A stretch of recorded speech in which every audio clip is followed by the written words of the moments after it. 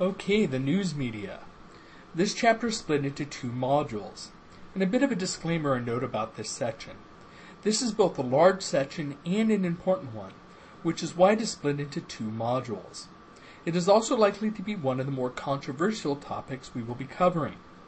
My goal here isn't to promote one political set of views over another, but we do have to look critically at some of the claims made about the media and investigate potential sources of biases in the media and see which ones are likely real and which ones are likely bogeymen or deliberate distractions designed to keep us from looking in the right direction. After all, if there are real manipulations in the media, one of the most effective things that people in the media can do regarding this manipulation is to keep us unaware of it, or even encourage us to think that we are being manipulated in ways opposite to that in which we are. It is important to note, before moving on, that just because there may be bias in the media towards one side or the other, that doesn't mean that that side is wrong. That side might ultimately have the best arguments, reasons, and justifications in support of the positions it promotes.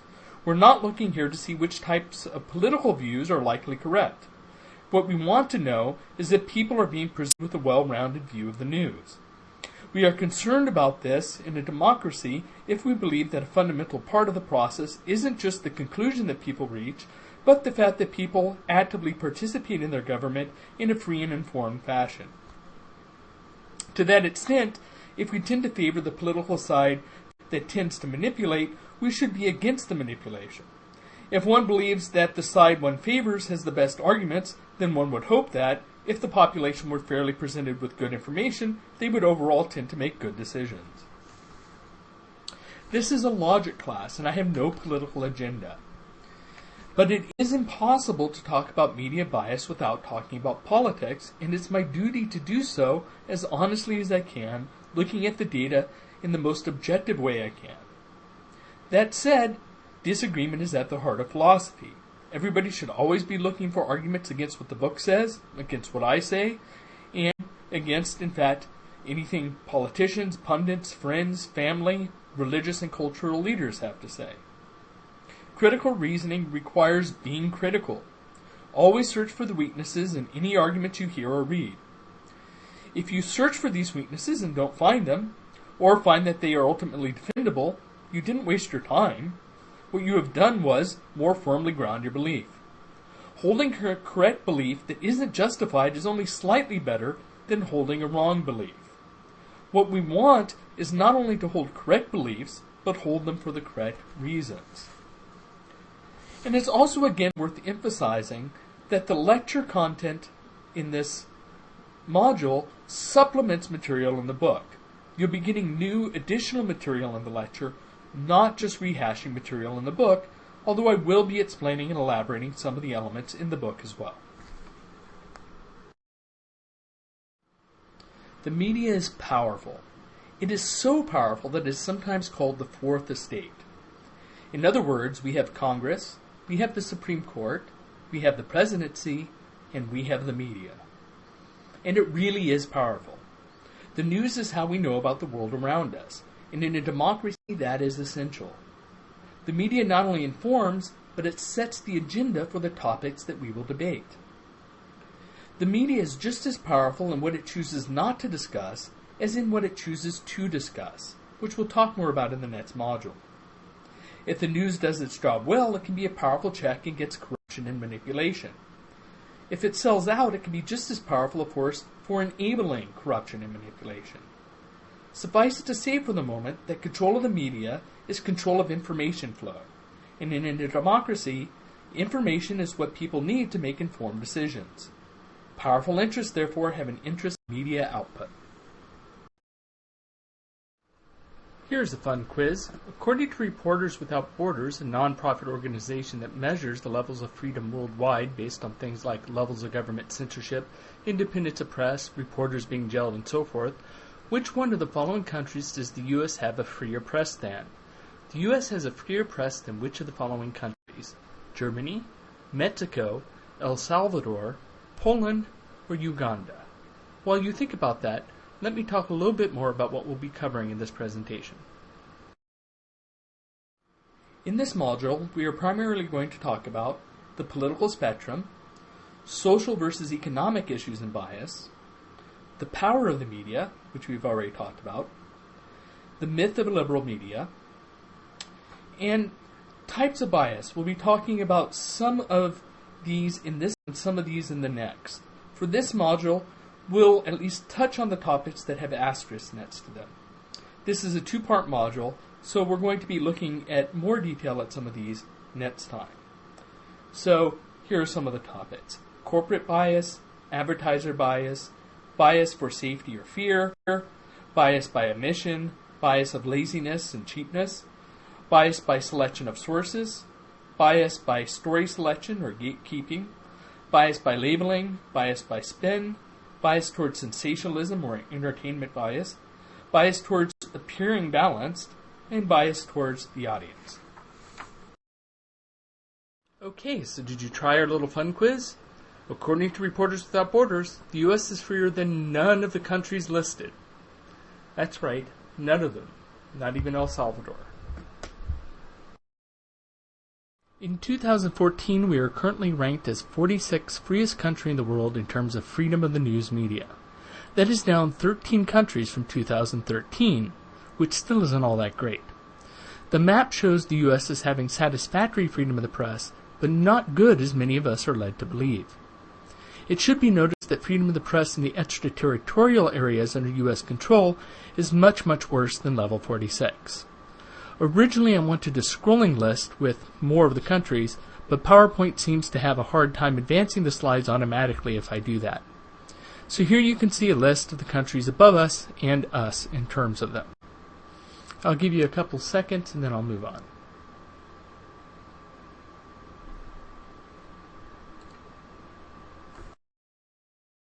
Okay, the political spectrum. The political spectrum isn't as simple as left or right. A better type of representation can be mapped out on a two-dimensional grid with authoritarianism, anarchism running on one axis, and communism as an economic system, and unregulated markets on another. This still doesn't capture all the nuances and scope of political positions, but it's much, much more accurate than a simple left-right scale. What this does, for the most part, is separate social issues from economic issues. Many people are relatively conservative on social issues, for example, but liberal on economic issues. Catholicism typically endorses this view, with the Church being critical of uncontrolled capitalism, but also being critical of too much social freedom. Many other people are socially liberal and in favor of market-driven economic systems with few, if any, restrictions. This group of people self-identifies as libertarian. They tend to be anti-authoritarian in terms of government, and for nearly no restrictions on what can and cannot be done in the market.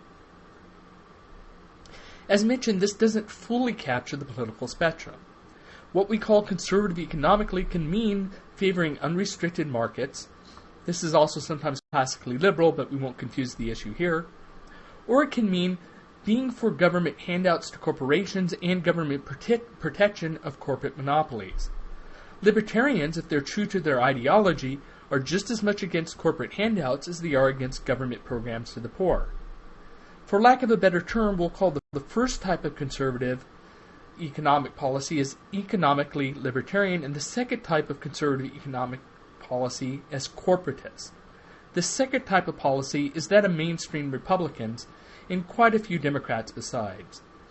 The first type is held by libertarians and small libertarian-leaning factions of the Republican Party. The point is, in terms of this chart, the corporatist position does not come out clearly, but it tends to track towards the libertarian end economically, since corporations tend to favor few restrictions on the market, and towards authoritarianism, since corporations hold a lot of power. Before going on any further, it might be interesting and useful to know where you fit in on this scale. So why not take the test to place yourself? Go to the Political Compass test, it's linked below, and start clicking. Please do take this test before moving on. Do not look at the analysis before moving on. So only take the test and see where you place, but don't look at any of the further analysis. I will pause for a 5 count before moving on. So you can pause. 5, 4, 3, 2, and 1. Okay, so have you taken the test? If you didn't, seriously take it. Where did you sit on the spectrum? Did you think it was accurate? Is there somebody else near you who can also take it? If so, can you ask that person to take it? Again, do not go into the analysis. Just have the person take it and see how accurate they think it is. Keep in mind that the scale is meant to catch a wider range of views than the digital two-way left-to-right categorization. How accurate do you judge the test to be? Do you think it was very accurate? Mostly accurate? Neither accurate nor inaccurate? About a ballpark average guess? Slightly inaccurate? Or very inaccurate?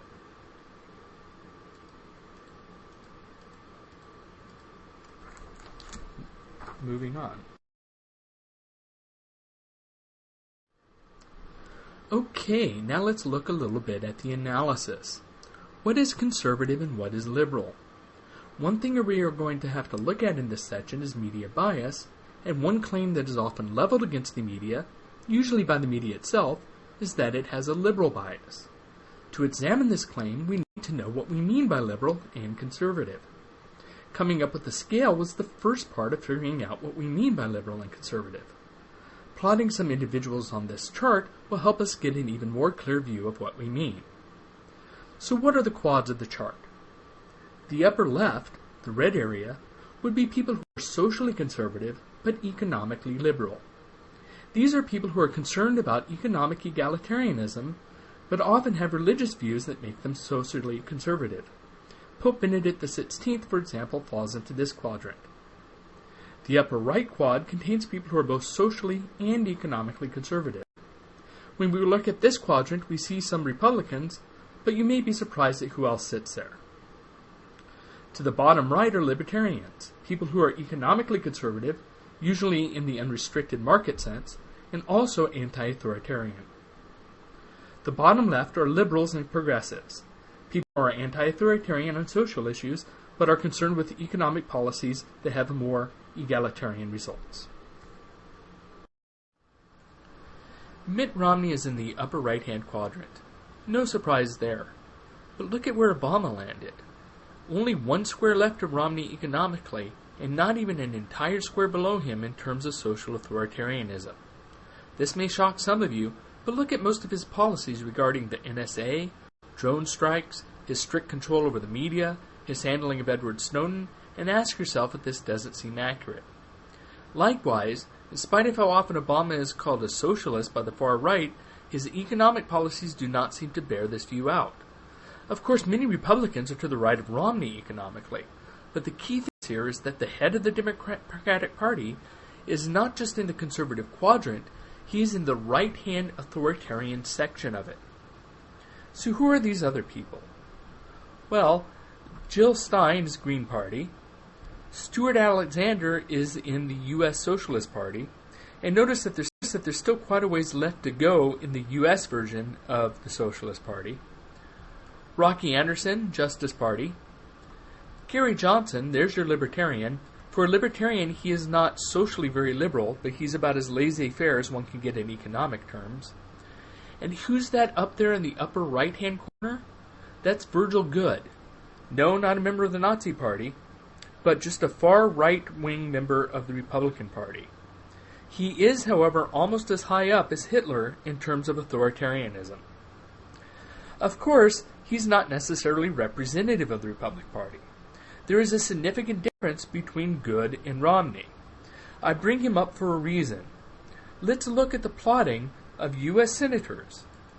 Blue are Democratic states, red are Republican states, and gray are swing states. So while Goode is more authoritarian than even most red state senators, at least on average, notice that both Democrats and Republicans are much closer to somebody like Goode than they are to somebody like Gandhi or Mandela. Also notice that every single blue dot is in the upper right-hand quadrant. This is the conservative quadrant. That is not to say that there are no Democrats, especially in Congress, who might sit further to the left. But those generally representative of the party, and certainly any that would have a chance of becoming president one day, are in the upper right-hand quadrant. This might be very surprising to some. But let's think about why this might be the case.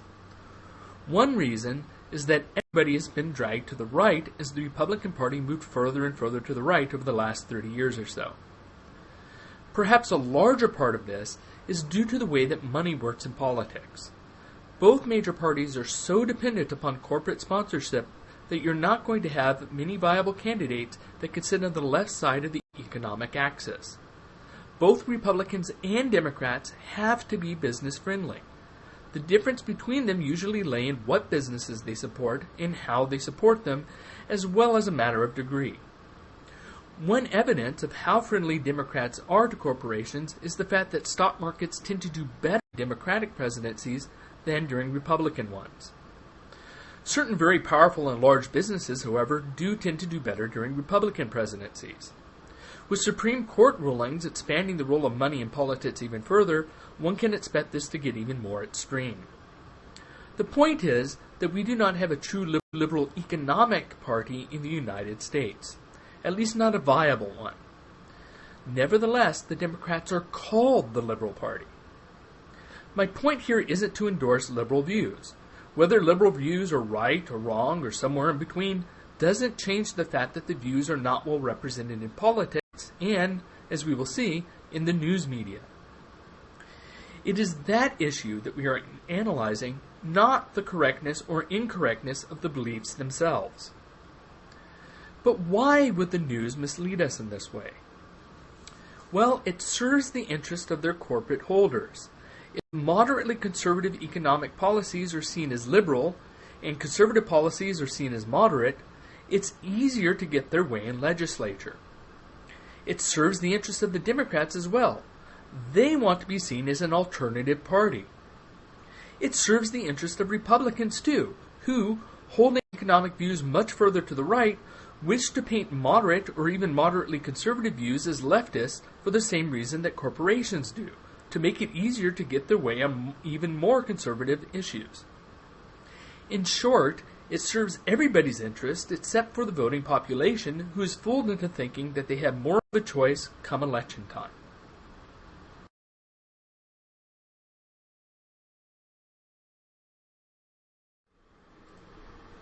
One thing to note about this idea that we are often systematically misled by the media is that it is not a conspiracy theory. Most conspiracy theories are untenable because they require large numbers of people acting in concert. They require large numbers of people to keep secrets. They require both of these things for long periods of time over generations. This means not only keeping secrets during their lifetimes, but also not revealing secrets on deathbeds, or in wills, or in private letters or diaries. Keeping a lid on such conspiracies is usually so unlikely as to be able to be ruled out as effectively impossible. The larger the group of people and the longer a secret needs to be kept, the more likely information is going to spill. This is just one of the many reasons it's so unlikely that the moon landing was faked, or that the U.S. government is in conspiracy with aliens from another planet, or that nearly every biologist in the world is getting together to lie about evolution, and so forth.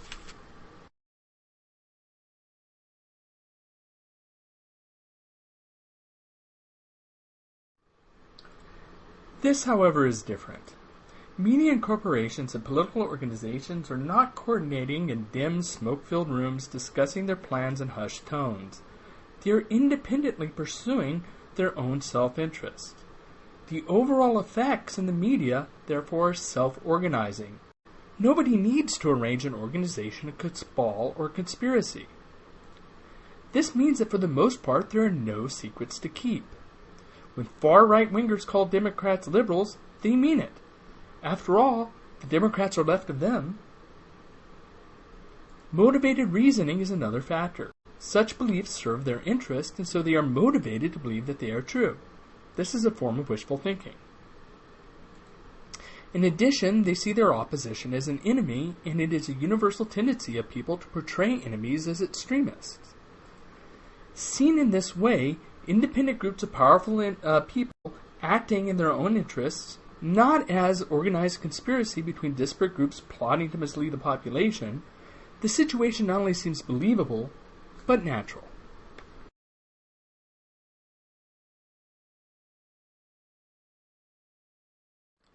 Economic biases versus social biases. As we noted with our political spectrum, there's more to political diversity than right or left, liberal or conservative. There is an authoritarian versus liberty axis in terms of social issues, and then there is an axis dealing with economic issues. If there is bias in the media, we should expect that it might differ among these axes. From a business perspective, the news media exists for two primary reasons. First, to make money as a business. Second, as a branch of a larger business to help promote policies that will make those other businesses money. In terms of financial motivation, in other words, the media has a strong motivation to support policies that are friendly to the media itself, friendly to the corporate owners of the media, and friendly to advertisers who are the source of the media's revenue.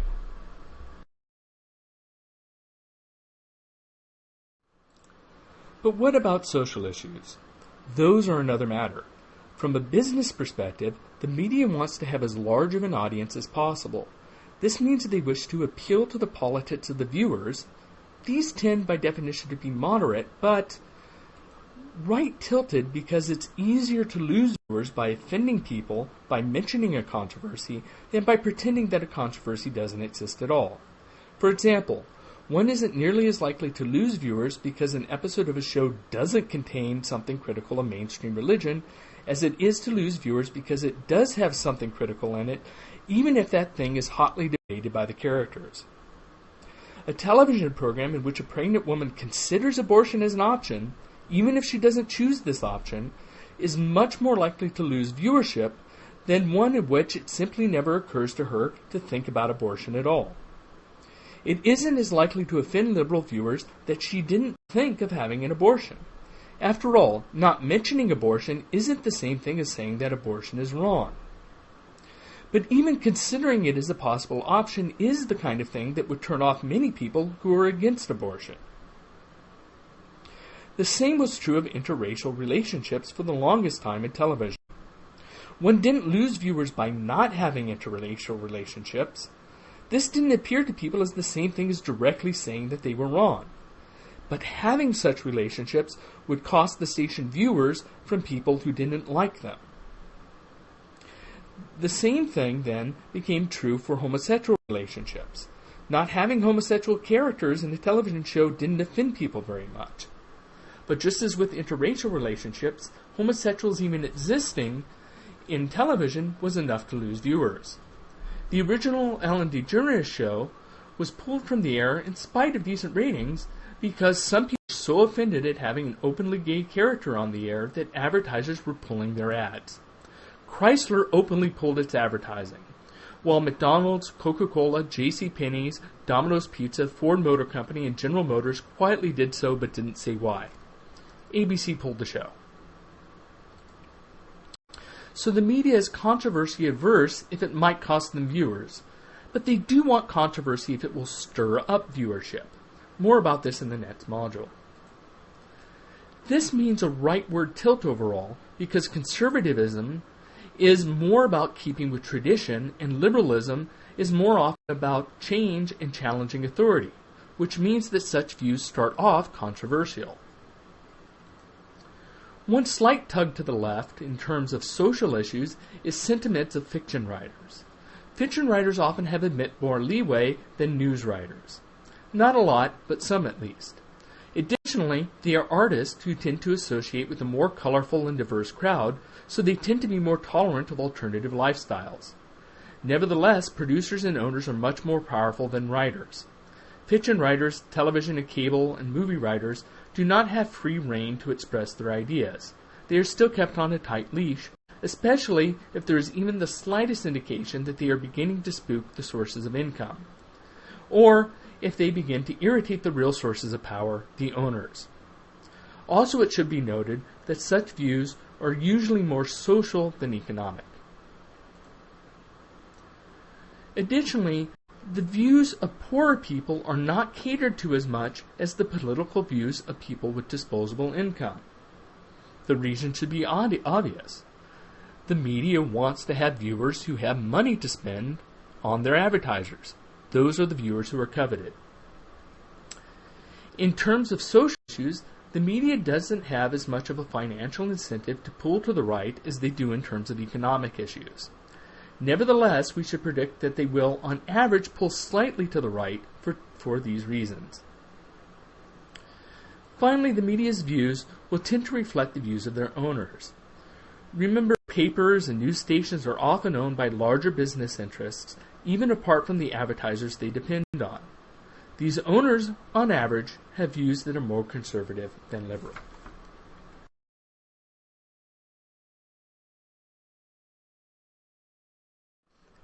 So, media ownership, as you can see, is a major motivation for bias.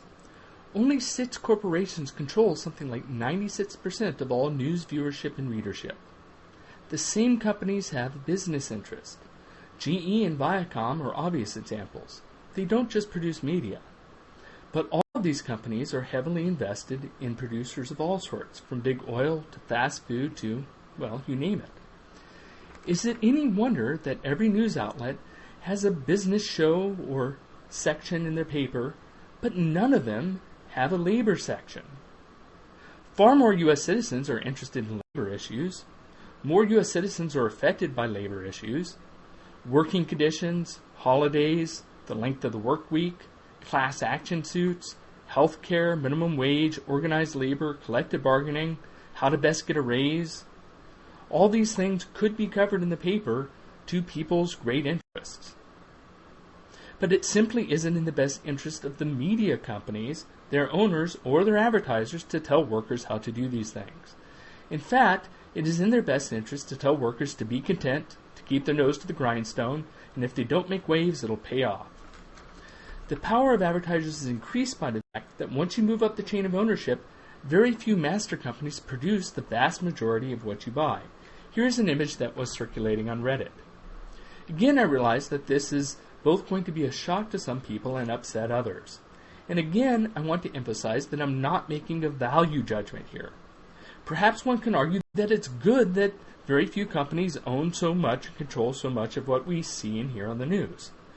The issue we are investigating right now in this course is one of how to evaluate the media.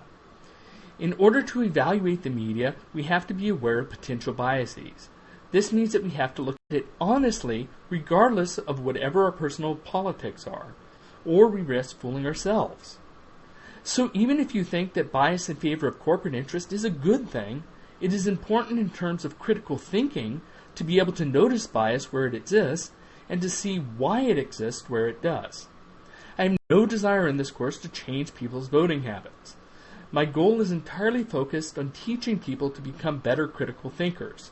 What you do with those skills is entirely up to you. The portrayal of poverty.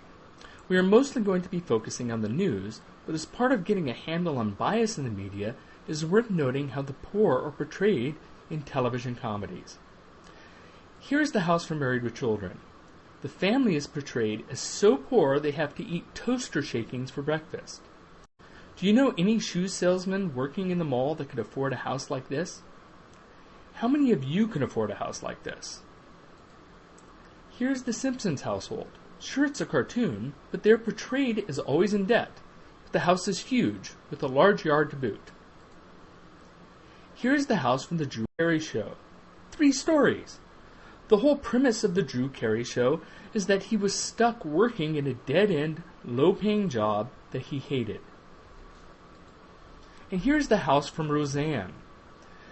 Again, this was supposed to be a lower middle-class working family barely scraping by. They did a little bit of a better job here making it look run down, but still not a bad place to live for people who are supposedly a paycheck away from being destitute. These shows are not the exception, they are the rule.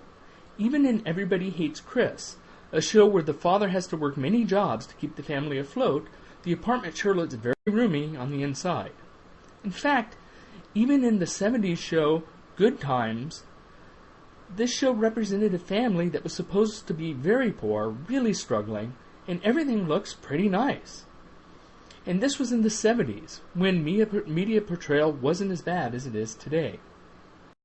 Pick a working-class sitcom and look at the living conditions. You'll be hard-pressed to find an exception to this rule.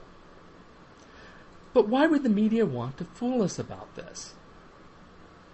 Why would they want to portray people as better off than they are? It is in their interest for a couple of reasons. First, it makes people think that there is no poverty problem. Even the so-called poor and struggling have nice things and are doing well. Two, it feeds consumer culture.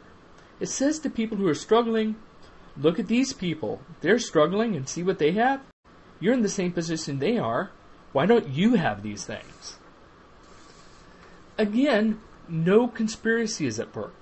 This is just corporations working in their own interests. And adding to this is the fact that people who have money are out of touch.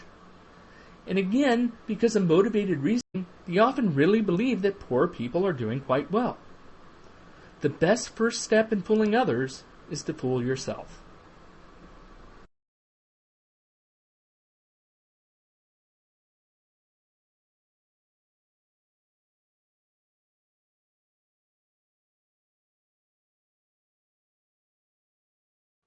What all this amounts to, then, is that we should look at the liberal media claim with tremendous skepticism.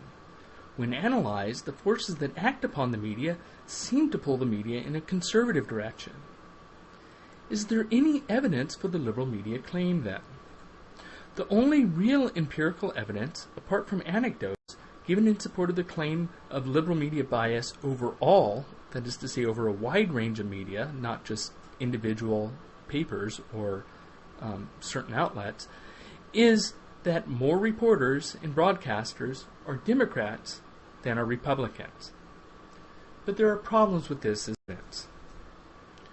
First, as we have seen, Democrats are firmly in the conservative quadrant of the political spectrum. They might be less conservative than Republicans, but that doesn't make them liberal. Further, their primary difference, as we have seen, is on social rather than economic issues. Secondly, reporters and TV personalities do not have as much control over the content of the news as owners, advertisers, and editors. Ask yourself who has control of the content of the Big Mac when you go to McDonald's. Is it the person who makes the sandwich, who you see making the sandwich? Or is it somebody up at corporate?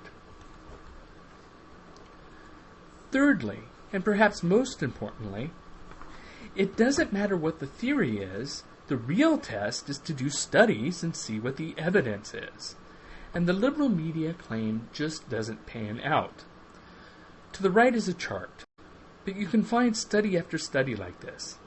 Even if we say that Democrats really are a liberal party, Republicans are cited more often in the news.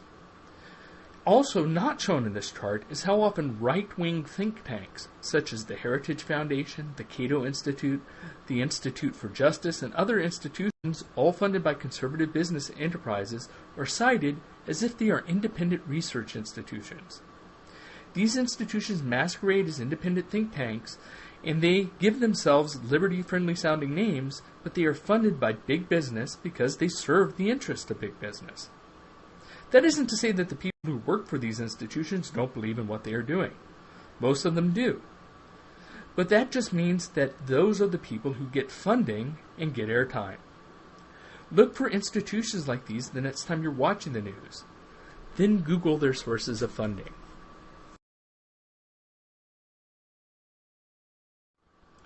Let me tell you a little story about these groups. I went to Bowling Green State University, Ohio for my graduate work in philosophy. In some circles regarding philosophy, the school was called Libertarian U. The school actually had quite a good reputation for philosophy, but it was also home of the Social Philosophy and Policy Center, a libertarian, that is to say a business-friendly think tank. The Social Policy Center helped raise the profile of the philosophy department because they would host conferences and debates and gatherings. And they had bucks. Compared to the philosophy department that was always struggling for money, and this was an award-winning philosophy program, wasn't even getting some of the money that it was supposed to have been awarded for its program because the school decided to use it for other things, the Social Philosophy and Policy Center was flush with cash. Well funded by Procter & Gamble, the Rockefeller Foundation, the Harry Bradley Foundation, and others, They could host conferences with well-funded speakers and well-catered meals. Of course, social policy events almost always serve to push a libertarian agenda. Occasionally, they would have token speakers with non-libertarian views, but they were in the minority, and they were usually put forward as sacrificial lambs to be ripped apart afterwards. My point here is not a bitter one. The Social Policy Center helped the philosophy department in many ways, and partially because of it, my doctorate is from a school that has a good reputation in philosophy. My point rather is twofold, and the folds are these. First, the libertarian ideology is well funded because it's funded by big business. There were philosophers in the department diametrically opposed to the libertarian point of view. They were equal members of the department itself, but they were not given positions in the Social Philosophy and Policy Center. The business-friendly libertarian's point of view was given a well-funded and voiced platform on which to speak. They could afford very nice conferences, parties, and events. They received great press. They could afford to spread the word of their ideologies around. Further, students with views friendly to the Policy Center got to earn extra money by working there and networking, and jobs in philosophy are hard to come by. And almost all think tank jobs in philosophy are pro-business, libertarian, or conservative think tanks. That isn't to say that there are absolutely no exceptions, but it is as lopsided and as unbalanced as Baby Huey and Tweety Bird on a seesaw. The other point is that people who worked there were good philosophers. They didn't see themselves as part of any kind of conspiracy. They didn't see themselves as being anything else than honest. Indeed, they were being honest. They were presenting views they really did hold and they really did think a lot about. What makes the issue one of bias for this particular presentation is that libertarian think tanks get funded while socialist think tanks, which would be the opposite of libertarian ones, do not. And I'm not endorsing socialism here. Again, the point isn't about which political or economic theories are right or good. We are investigating sources of bias. And one source of bias is funding. Those with money get heard, and those with views that are friendly towards the owners of the media get cited. Here are two video clips. The first one is a preview that has some choice clips of the main piece. The second one is the link to the full-length video, which is about an hour long. You should watch the preview. The full video is highly recommended but not required. My suggestion is that you watch part of it at least. I'll count down from 5 so that you can pause to watch the video.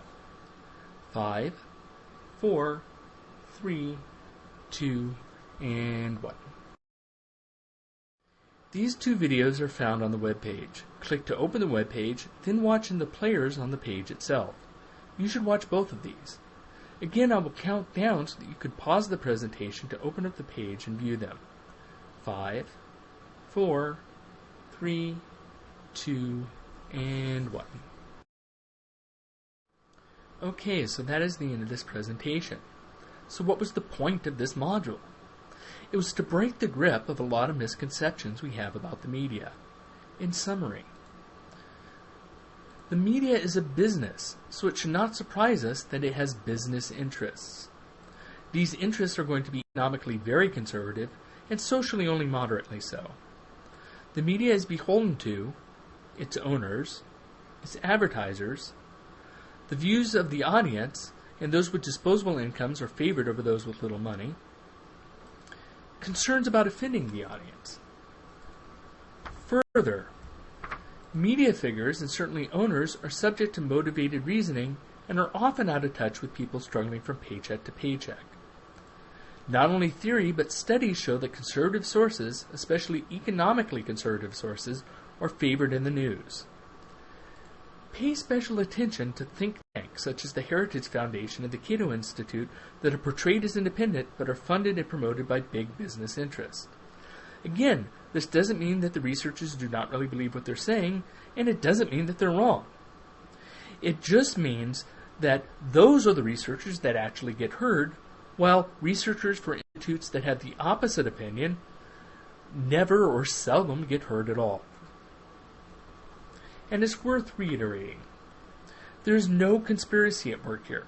The patterns we see in the media are the result of groups working independently out of their own self-interest. We don't have to hypothesize shadowy organizations, puppeteering networks of unsuspecting individuals.